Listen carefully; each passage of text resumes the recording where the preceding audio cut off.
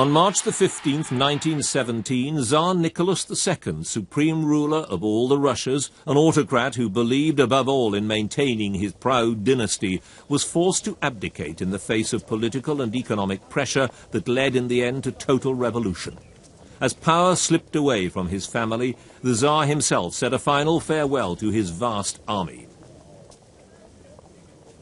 The Tsar had taken personal command of his troops just a few months earlier to try to instill some enthusiasm for the bitter war they were fighting against Germany. It was a fateful mistake. Despite the loyalty of the senior ranks, most of whom came from the princely families who ruled Russia for so long, the suffering by the millions of ordinary soldiers in the war had been horrendous. 2 million had died in 1915 alone, and it's reckoned that by 1917 some 9 million troops were either killed, missing, or had died of cold and hunger. All popular demands for peace had gone unheeded by the Tsar and his officers. By now, though, the men had quite simply had enough.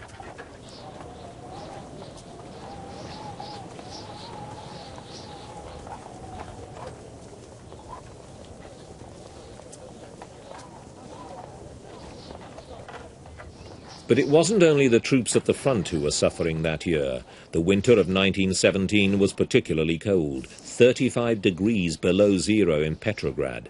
Starvation was gripping large areas of the country, and what little food there was prevented from reaching the people by bureaucratic incompetence.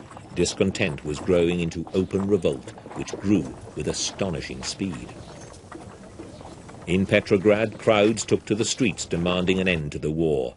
Troops sent in to deal with demonstrators refused to obey orders. Soon the whole population was in revolt. The provisional government were in no position to contain the situation. The Tsar and his family were sent to Siberia to protect them from the Bolsheviks, who were calling for the overthrow of Kerensky's government and the abolition of the police, the army and the bureaucracy.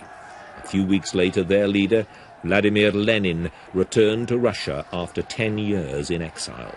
The scene was set for the start of 70 years of communist rule.